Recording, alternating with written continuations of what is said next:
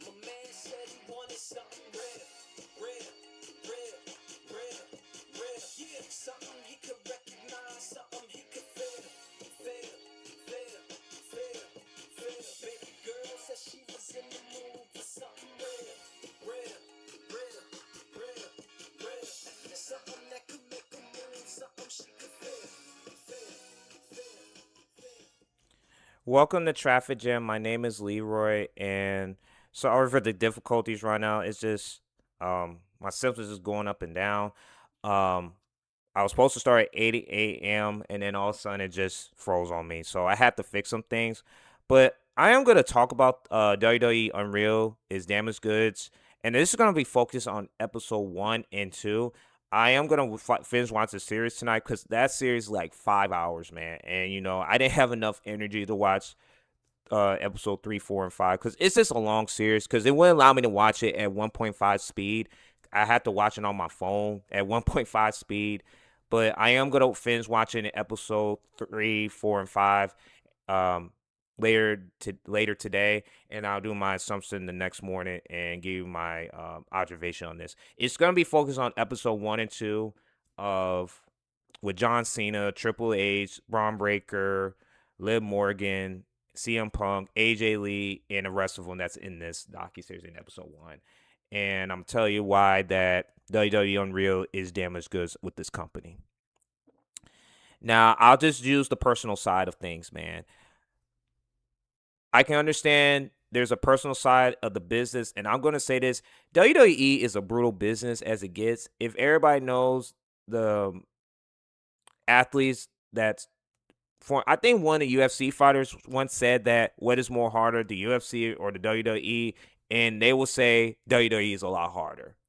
And I do believe in 110% what they when they said that, man. Because WWE is a brutal business. The wrestling business is brutal as it gets because it's a wear and tear on your body, man. Because it's not only you just do it one night, but you do it probably like 3 to 5 times a week, man. And you gotta love the business as it gets, man. Because if you don't, man, you're gonna hate it even every single day as it gets, man. And I'll just say the personal side of things. I will for this one. Now, let me get with the deep dive of WWE and tell you what is my well, I have to say my opinion about this. This is the reason why that WWE Unreal, and I said this last year when they first brought this out on the docuseries, should never put this out at all. They should have never did it, man. And you see the person that's on the screen smiling, giving you the thumbs up. And I'm gonna say this: John Cena, the same time world champion, world life, the champ is here. Was all over his John Cena's farewell tour, as you know. And I will just do a little short stint of this. In the Elimination Chamber, he did turn on Cody Rhodes. And I always say this: The Rock was involved in this, and Travis Scott's butt should have never been involved, but he was. Um, turn against Cody Rhodes when The Rock gave him the slash cut throat, saying, "Hey, get rid of him." And he hit him in the in the testicles, to prove a point. Well, he said he proved a point, pissing the fans off. Doing one of the and they will say the greatest heel turn in WWE history, which it is, man, for that moment, man. And him explaining why The Rock was not in there was tells everything you need to know about what's going on with creative side of things, man.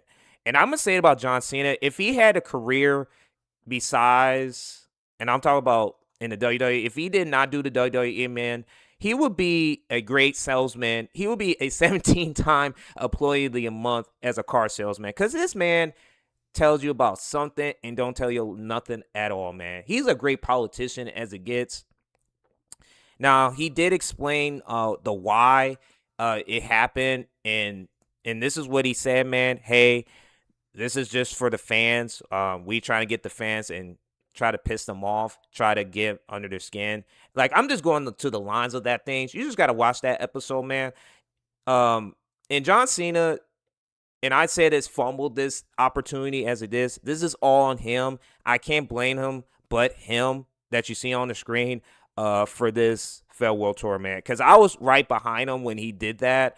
And then once SummerSlam was around the corner, what he did was giving the title to Cody Rhodes was the worst thing they did. And I lost so much attachment from this guy. I really did. Like, he really cooled off after that for me. And I knew that I was like, okay, this man's going to be a babyface moving forward, which I didn't ever understand that. And that was the worst thing they ever did in that heel run.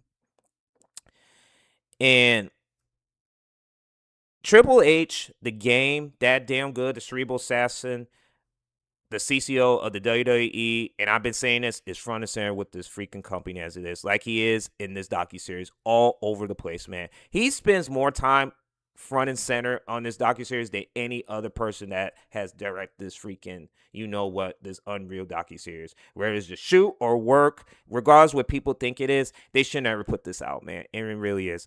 And it's telling to me, in the writing position, in the creative room, where they still have it in Connecticut somewhere, in Stamford, Connecticut, I believe, with that crew with Michael Hayes, Bruce Pritchard, and Paul Heyman in that place, and the rest of them. And they have Alexa Williams, and nothing against that woman, man. She don't know about wrestling at all. She doesn't know. She's just clueless as it gets. Nothing against her. She's in a tough spot, right? It is, because no matter who they bring, man, they got to go through that guy Triple H, the game, man, of all people. And I could talk about TKO Endeavors and Silver Lake having to control this, but I'm just gonna talk about WWE Unreal, man, in the creative room. If you just watch it and pay close attention, and it's funny, and I'm just going to do a rib on this one. If you see in the background, you see the candy store. It looked like a candy store, and they had the Oreos, the dumplings with the lollipops, the gummy worms, the bubble gums, and all that stuff in the Rice Krispie treats of places, man. And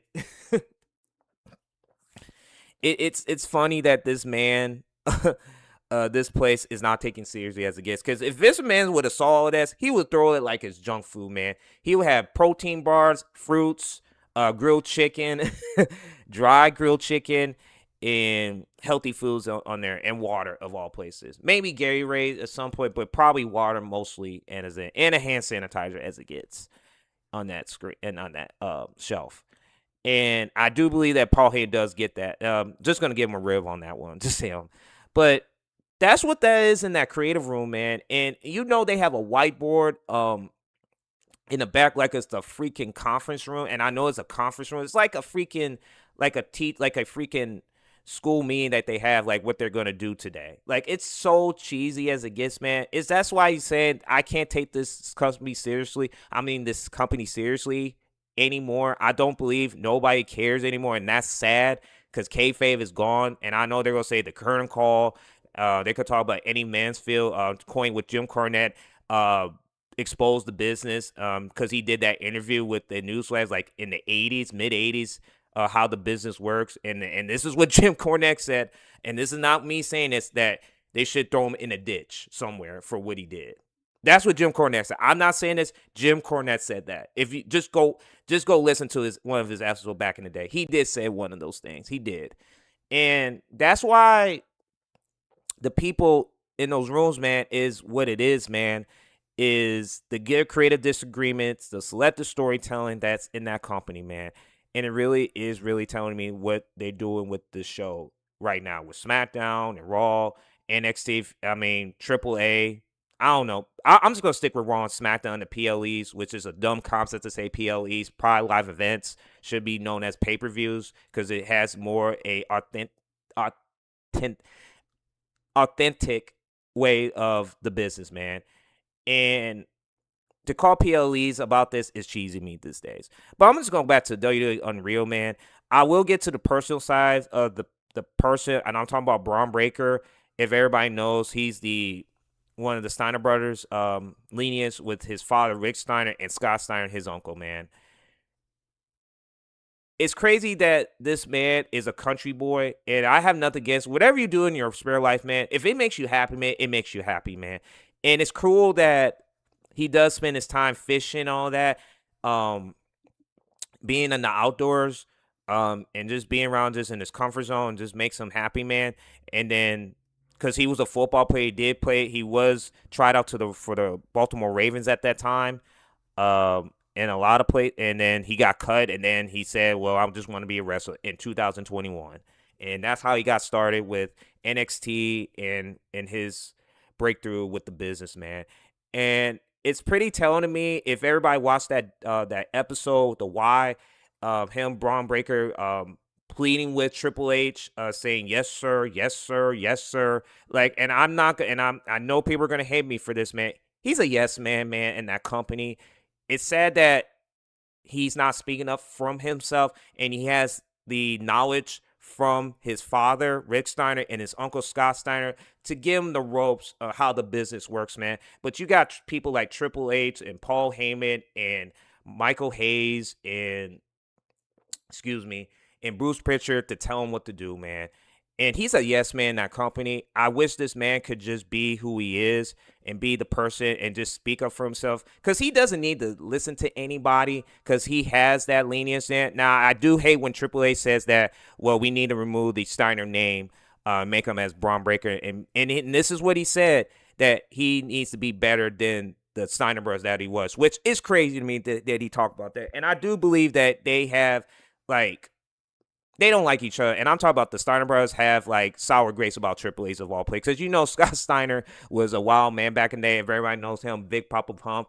Holly, if you hear me, when he had that 7 with Stephanie, man, I don't think he didn't let that go, man. I think he still has he has sour grapes about that to this day, man. He really does.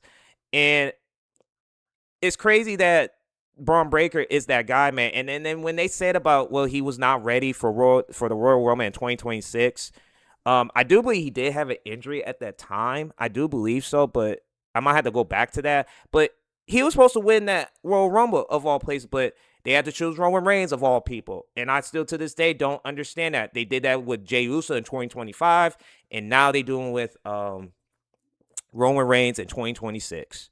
It's crazy that this man is doing damage as it gets. Not saying Ron Breaker, but WWE is ruining this guy big time, man.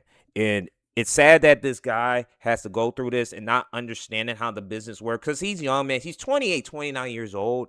I just wish he could speak up for himself, like, hey, I'm not doing this. Let's do it this way, so he can have that understanding what goes on. But, you know, he's a yes man, man. And I had to play this. And I'm going to talk about LA Knight, man. He doesn't take no BS from anybody. He's going to speak from the heart as it is, of all places. And Braun Breaker is a yes man, man, until he gets to where he is, because he's with the Vision right now. He's a tag team champion, and now he's stuck with them. I think he is third wheel with that group, with Logan Paul and Austin Theory, and now Maxine Dupree as their man. Well, Maxine with the Vision as the manager now, and he's a third wheel on the guy. And I'm talking about Braun Breaker, and he's better than those guys right now as it is. And I do believe Logan Paul could be that guy, because I always say Logan Paul is a great heel. He gets it, and I will make a video about later on that he should be a champion. I think they should do it, because what else they got to do, man? What else they got to do?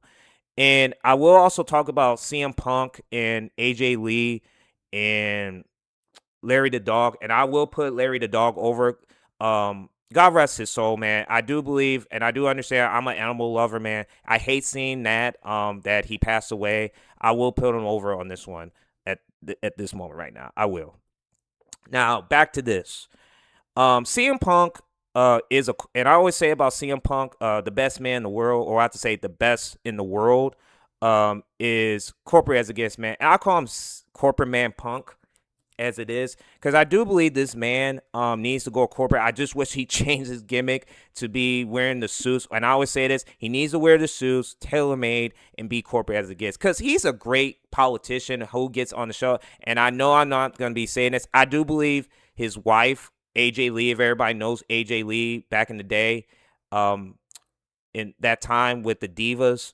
In 2000, I think 2010 and 2015 at that time when she came in, and they didn't know anybody, they didn't know each other for a moment, and then they got close, and then they became boyfriend. Well, CM Punk got married in his honeymoon, and then he got fired, and you know the rest of the story. And that was a Vince McMahon. Now everybody talks about Vince McMahon. He had done a lot of good, and he done a lot of bad, man.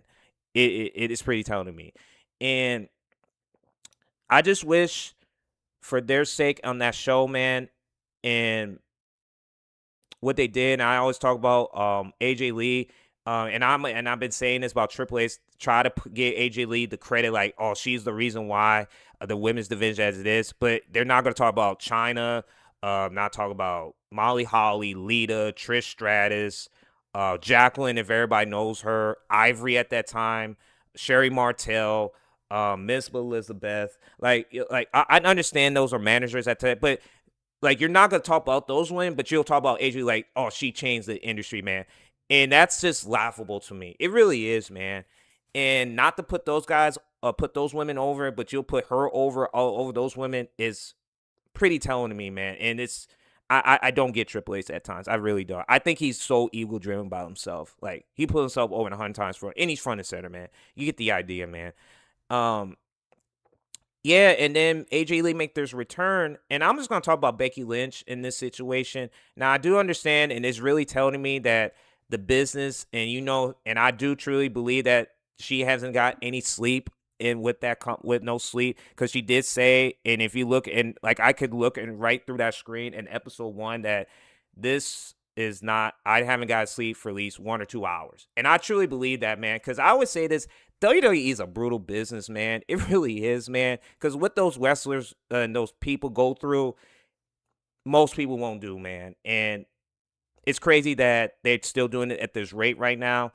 But back to this, man. If everybody knows with the WrestlePalooza situation, them having that match with Seth Rollins and Becky Lynch versus AJ Lee, CM Punk, I said that last year, man. That was a last luster, you know what, as it is, man. And they did that for the pops and views, and that's what this company is about, pops and views, and that's it. That is it, man. And I'm not trying to I'm trying to give WWE a chance just to explain this. You just gotta watch that series, man, if you really want to know the business. It's just that company, as it is right now, is what it is.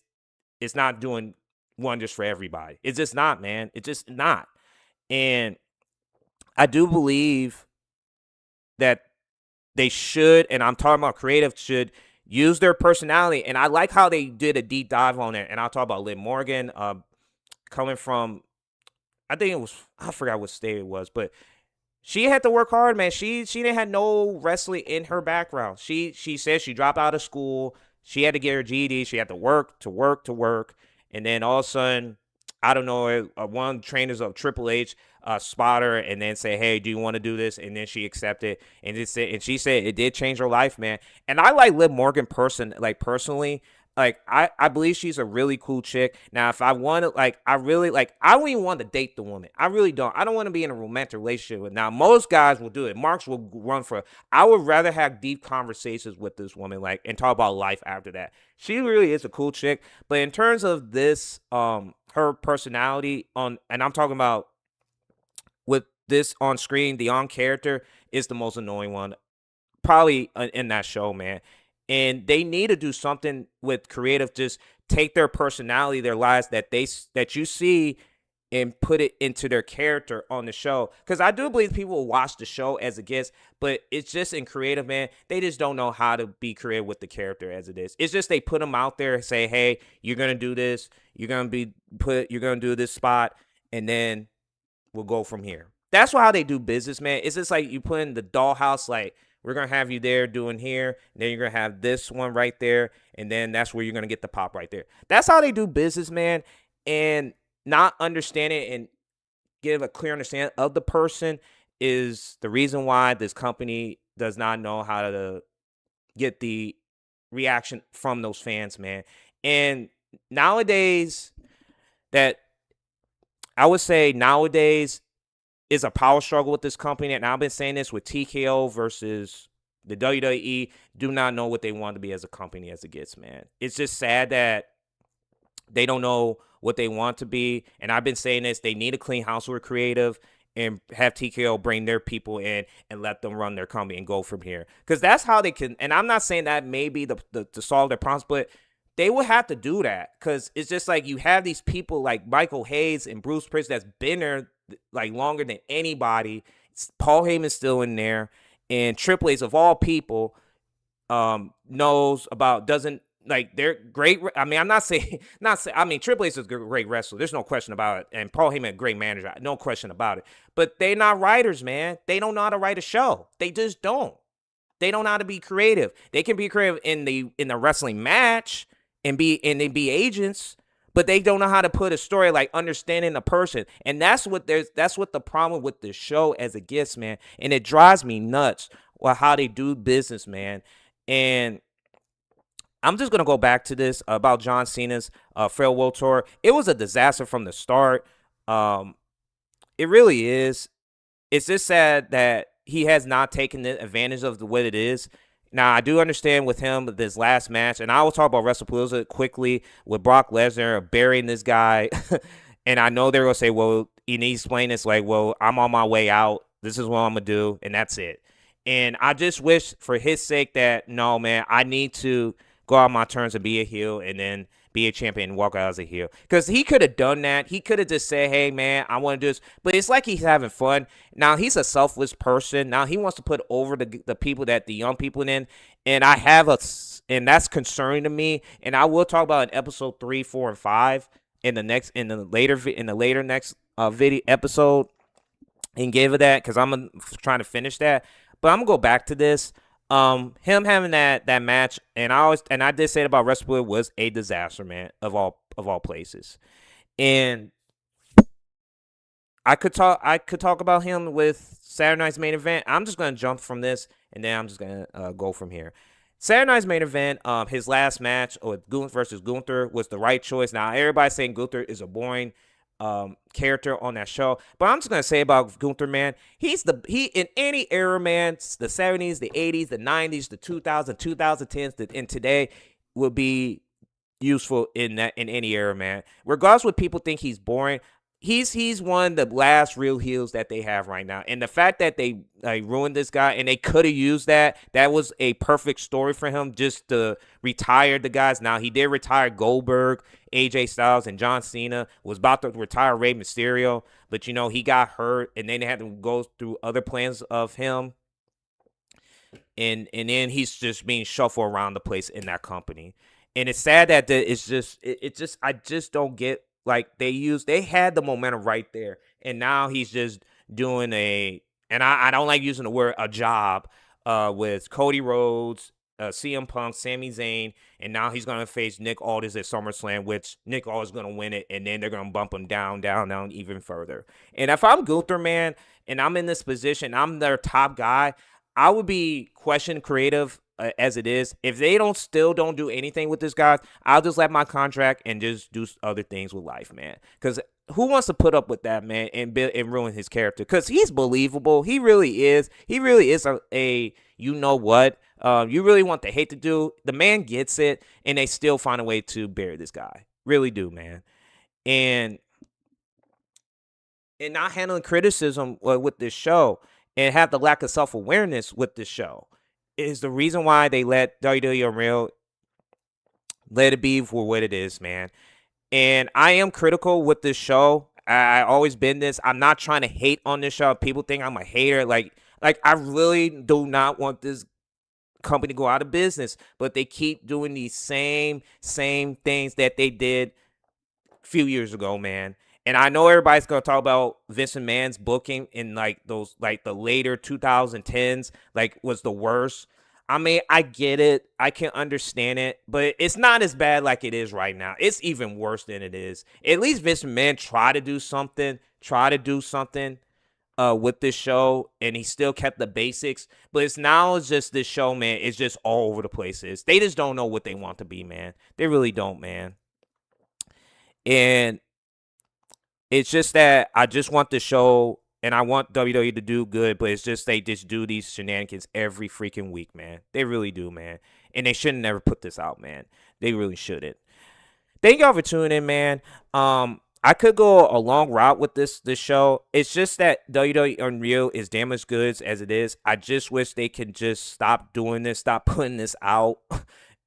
Like, they're really killing the business as it is. Now everybody think kayfabe gone, which it is. I could talk about the curtain call and all that time. It was kayfabe was gone back then. So why should you care about it? But it's just you're taking the fans out, and that's why you see the viewership going down. Because remember back in the day, guys, in the 80s, like, they were getting major viewership at that time. In the Attitude Era, they were getting at least 10 to 12 million views. Since then, Nas just went to 3. Nas at 1.1 million. And there's 8 billion people on the planet. 8 billion people. And they only get 1.1, man. Which they'll say that's a good number. No, it's not, man. It's just not, man. And if you can't get those 8 billion people to watch your show, and all these other shows on Netflix is doing better numbers than they are, even though they're a weekly show, that's a problem, man. And they really need to understand that. Just because it just gets weary and rarely every week, man. I'm trying my hardest to watch this show every week like everybody else. I'm just going as a viewership. I'm not saying what they do in the ring. And this has been with Pat Patterson about when they had a match and with Chris Benoit, a try with Chris Benoit. Everybody knows the man. That's a whole nother video another day. But this was with Pat Patterson, and this was really telling me, I don't care what he do in the ring. I just want to know what he can do with his promo, his character, and how he's presenting himself, man. And he said 50% of what you do is in the match, man. And I do believe these wrestlers put at least 110% in a match than they do with their character, their promos, and everything else, man. Because everybody looks like on that show sounds the same, dress the same, and act the same, man. If you just watch that show, man. And they just and I just believe they are just losing their minds with this show. And I just think they just don't care because they make so much money now. They could just like put anything out just to get a pop in review, man, and get fans. Because how you gonna get those fans, man? Once you lose those fans, man, it's hard to get them back, man. And bringing those news fans in the current climate today is pretty damn hard, man. Yeah, man, it's just although you're unreal, man, it gets unreal as it gets, man. Um, so yeah, I am gonna end this right now. I could do a long about this, but yeah, it's unreal as it gets. It really is. Thank y'all for tuning in. I'm gonna play this beautiful Lope Fiasco song. You have a good day, guys. You do.